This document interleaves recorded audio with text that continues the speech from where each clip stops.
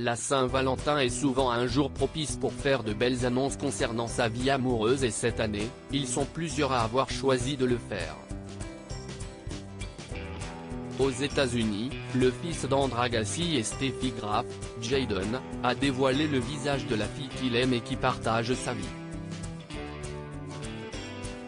Une belle façon de le faire et qui a visiblement donné des idées à d'autres, à commencer par Pauline Ferrand-Prévot.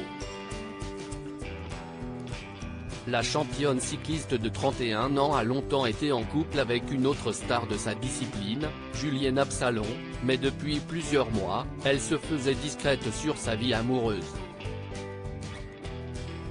Pourtant, en novembre dernier, elle lâchait un petit indice en publiant une photo d'elle accompagnée d'un homme et avec les mots suivants, 3 mois d'anniversaire.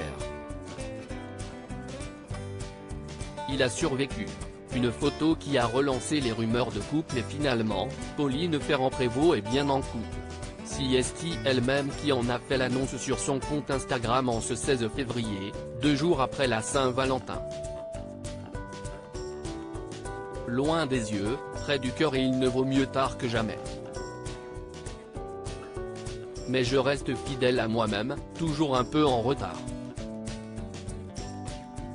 Bonne Saint-Valentin my love, écrit-elle sur une publication où l'on peut voir le visage d'un beau jeune homme souriant. Alors oui, l'amour si est pas facile mais ça vaut le coup d'être vécu, un beau gosse dont on ne connaît pas l'identité et que Pauline Ferrand-Prévot semble vouloir protéger. Pourtant, la multiple championne du monde semble déjà très amoureuse, elle qui a connu de nombreuses déceptions par le passé. Je crois vraiment à l'amour. Après, le fait d'avoir connu des déceptions m'a mené à me dire que ça n'existait pas, que c'était juste dans les films. Et si est souvent au moment où tu l'attends le moins, finalement, que ça arrive. Donc il existe peut-être réellement.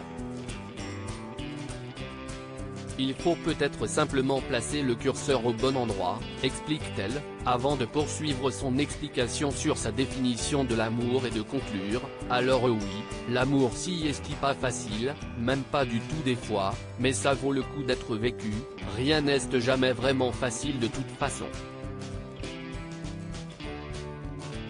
Mais une vie sans amour serait une vie sans soleil, non ? À méditer.